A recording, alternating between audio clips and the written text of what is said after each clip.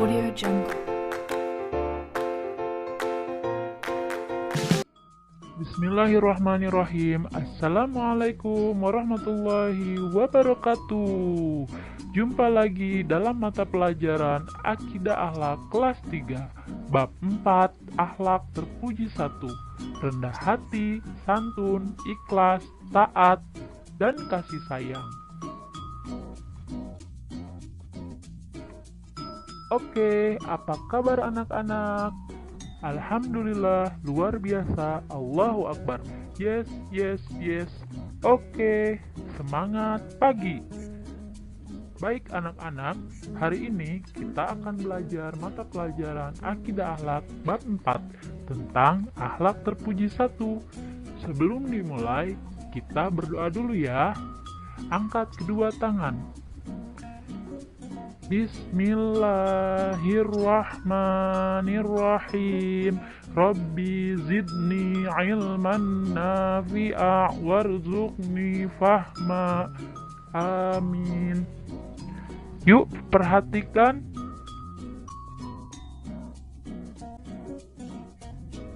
Baik anak-anak, akhlak terpuji yang pertama yaitu sifat rendah hati.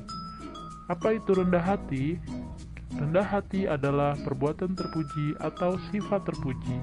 Contohnya, seperti tidak membeda-bedakan teman dalam pergaulan.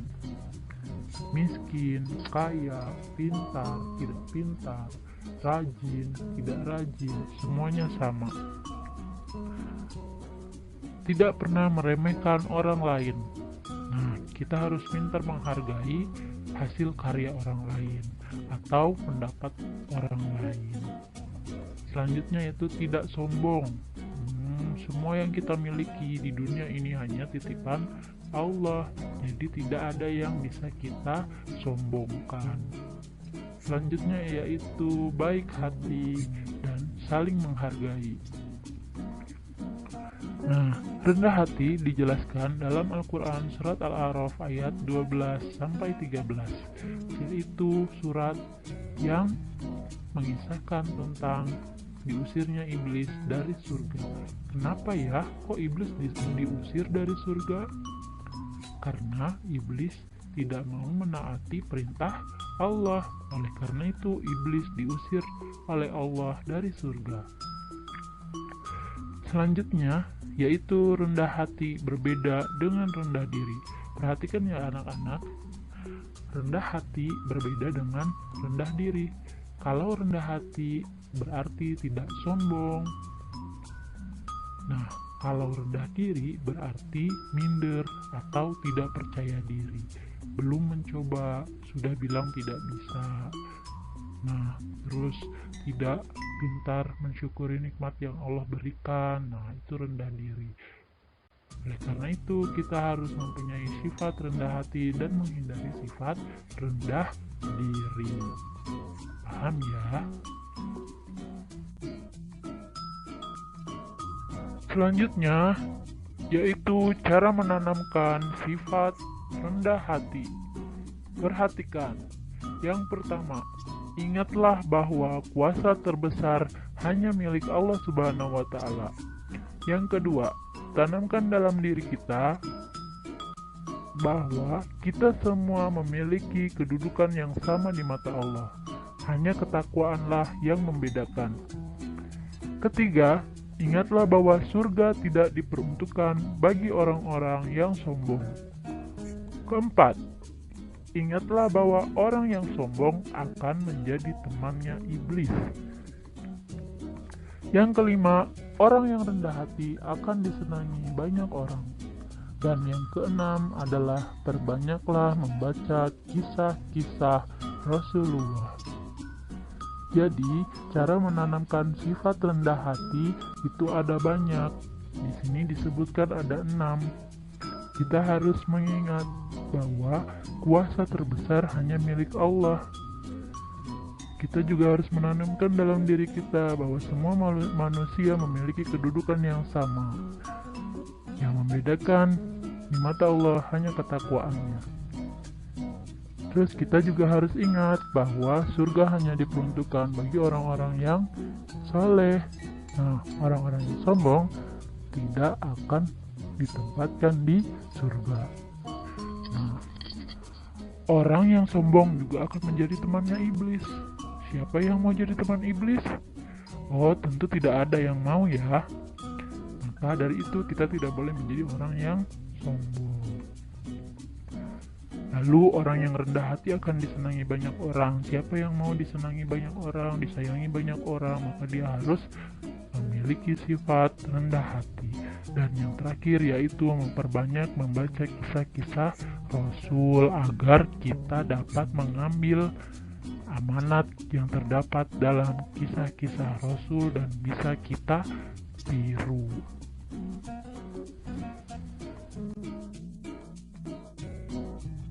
Akhlak terpuji selanjutnya yaitu santun. Perhatikan, orang yang mempunyai sifat santun berarti dia tahu akan adab-adab kesopanan. Perilakunya halus, tutur katanya lembut, dan tidak pernah menyakiti hati orang lain. Contoh perbuatan santun. Yang pertama, menyapa atau memberikan salam kepada guru, teman, ataupun orang tua saat berjumpa. Mau berangkat sekolah, ucapkan salam. Pulang sekolah, ucapkan salam. Baik kepada orang tua, guru, juga kepada teman. Nah, yang kedua, contohnya, tidak berbicara kasar. Misalkan disuruh beli bawang sama orang tuanya. Terus bilangnya, nanti dulu mama, kan lagi nonton TV. Nah, itu tidak boleh. Yang ketiga, membiasakan mengucapkan kata tolong, maaf, dan terima kasih. Ayo, siapa yang mau minta tolong tidak menggunakan kata tolong? Mulai hari ini harus bisa mengucapkan kata tolong, maaf, dan terima kasih. Maaf tidak hanya diperuntukkan untuk kalimat mengucapkan kesalahan saja, tapi juga bisa untuk mengawali percakapan. Contohnya, maaf Bu, saya mau tanya nomor ini gimana ya caranya, karena saya belum mengerti gitu. Dan kata terima kasih. Jangan lupa mengucapkan kata terima kasih. Yang keempat, mematuhi dan menghormati guru. Yang kelima, mematuhi dan menghormati orang tua. Yang keenam, menyayangi satu sama lain. Dan lain sebagainya, masih banyak perbuatan-perbuatan santun yang dapat kita lakukan. Misalkan, salah satu contoh, ketika ada guru yang sedang berjalan, kemudian kita ingin mendahuluinya, maka kita harus mengucapkan kata permisi. Oke, diingat-ingat anak-anak, adab dulu baru ilmu. Orang yang beradab pasti mempunyai ilmu. Nah, ilmu tanpa adab tidak akan bermanfaat. Jadi, akhlak yang terpuji, adab yang baik akan mempengaruhi keberkahan ilmu yang kita miliki. Oke deh. Selanjutnya yaitu akhlak terpuji, ikhlas. Apa itu ikhlas? Ikhlas berarti melakukan suatu amalan semata-mata karena iman kepada Allah dan mengharap keridhoannya. Ikhlas dijelaskan dalam Al-Quran surah Al-Bayyinah ayat 5. Orang yang beramal dengan ikhlas tidak akan pernah mengharapkan imbalan atau balasan, atau disebut tidak pamrih. Misalkan contohnya, disuruh orang tua membelikan gula, tapi minta imbalan uang jajan. Nah, berarti belum ikhlas. Orang yang ikhlas tidak akan pernah meminta imbalan apapun. Saya mau berbuat baik, siapa tahu nanti dikasih hadiah. Nah, itu berarti belum ikhlas. Kita harus belajar menjadi orang yang ikhlas. Apapun yang kita lakukan, kebaikan apapun yang kita lakukan, kalau ikhlas akan kembali kebaikan kepada diri kita sendiri. Kita hanya mengharapkan keriduan Allah.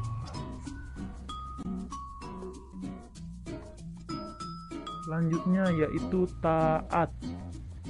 Taat menurut bahasa berarti senantiasa tunduk dan patuh. Namun menurut istilah, taat adalah tunduk dan patuh baik terhadap perintah Allah, Rasul maupun ulil amri atau pemimpin. Oke. Perintah taat dijelaskan dalam Al-Quran Surat An-Nisa ayat 59.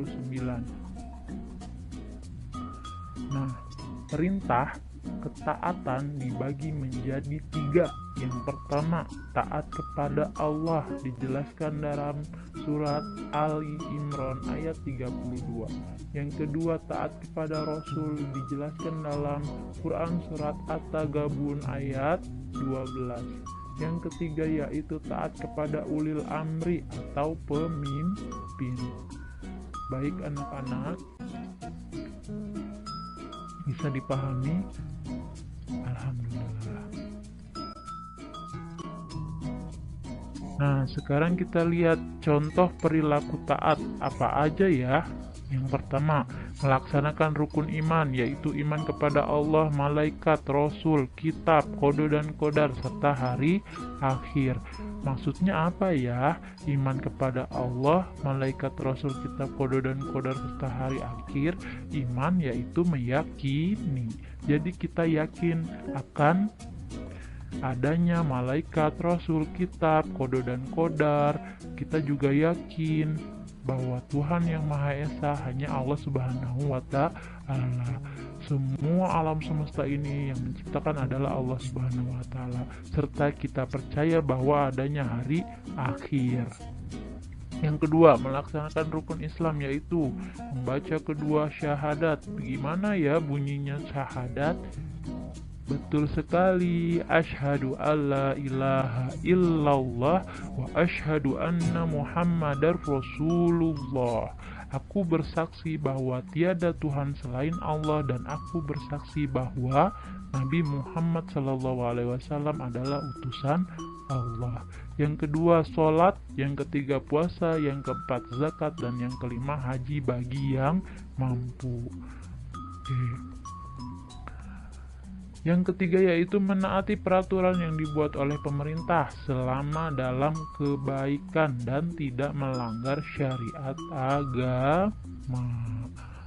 Oke anak-anak, mudah-mudahan dapat dipahami ya. Dan yang terakhir yaitu akhlak terpuji, kasih sayang. Apa itu kasih sayang? Kasih sayang adalah rasa yang timbul dalam diri hati seseorang yang tulus untuk mencintai, menyayangi, dan memberikan kebahagiaan kepada orang lain atau siapapun yang dicintainya. Kasih sayang berarti saling menyayangi, saling peduli, dan saling mengasihi. Ada banyak sekali contoh kasih sayang. Yang pertama, kasih sayang Allah terhadap makhluknya. Yang kedua, kasih sayang Nabi kepada umatnya. Yang ketiga, kasih sayang orang tua kepada anaknya, juga sebaliknya, anak kepada orang tuanya. Yang keempat, kasih sayang guru kepada muridnya, atau murid kepada gurunya. Yang kelima, kasih sayang sesama saudara, baik saudara kandung, sepupu, ataupun saudara seiman dan seislam. Yang terakhir yaitu kasih sayang sesama teman. Baik, perhatikan. Kasih sayang Allah terhadap makhluknya.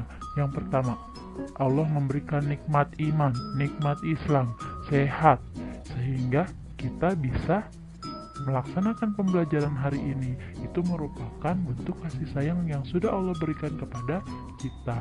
Betapa banyak orang-orang di luar sana yang tidak bisa belajar. Betapa banyak orang-orang yang di luar sana tidak bisa mengikuti sekolah.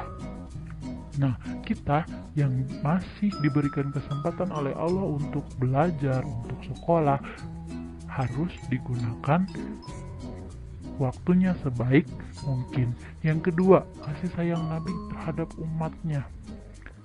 Nah, contohnya, Nabi memberikan tauladan yang baik terhadap umatnya. Kita sebagai umat Nabi harus senantiasa mengikuti jejak yang sudah Nabi contohkan. Misalkan, berbuat baik terhadap sesama. Nah, selain itu, kasih sayang kita terhadap Nabi yaitu dengan cara bersalawat. Selanjutnya, kasih sayang orang tua kepada anaknya dan anak kepada orang tuanya. Wah, ini tidak bisa ditandingi. Orang tua begitu sayang, begitu menyayangi kalian. Orang tua kerja untuk kalian. Orang tua memberikan fasilitas, meja belajar, tempat belajar, makan, minum, tempat tidur, semuanya disiapkan oleh orang tua untuk anaknya.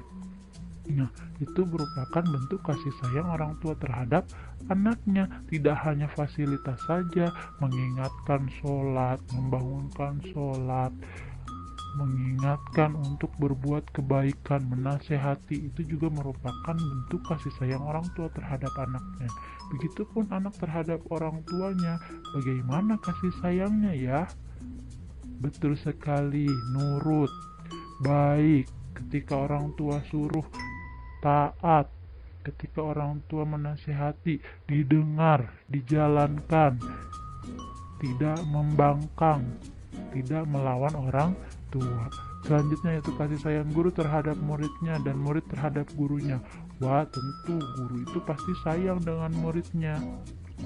Guru mendidik, guru mengajar, guru menemani, guru mengayomi, mengingatkan, menasehati, dan segalanya. Itu semua karena bentuk kasih sayang guru terhadap murid. Begitupun murid kepada gurunya, perhatian kepada gurunya, taat kepada gurunya, mendoakan gurunya, senantiasa berbuat baik terhadap gurunya. Itu merupakan kasih sayang murid kepada gurunya. Selanjutnya kasih sayang sesama saudara. Kakak dan adik saling menyayangi. Kakak dan adik saling menasehati.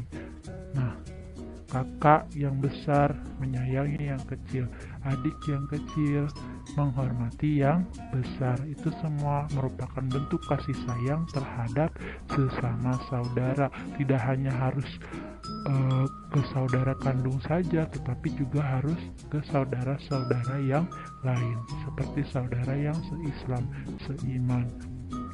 Selanjutnya yaitu kasih sayang sesama teman. Nah, ini tadi sudah dijelaskan ya, kita harus saling menyayangi sesama teman. Baik anak-anak, mudah-mudahan dapat dipahami ya. Baik anak-anak, kita cukupkan pembelajaran hari ini dengan mengucapkan lafaz hamdalah, alhamdulillahirabbil alamin. Kita tutup pembelajaran hari ini dengan mengucapkan doa kafaratul majlis. Bismillahirrahmanirrahim. Subhanaka Allahumma wa bihamdika asyhadu an la ilaha illa anta astaghfiruka wa atubu ilaik. Kurang lebihnya ibu guru mohon maaf. Mudah-mudahan dapat bermanfaat untuk kita semua. Assalamualaikum warahmatullahi wabarakatuh. Sampai jumpa lagi di pembelajaran berikutnya.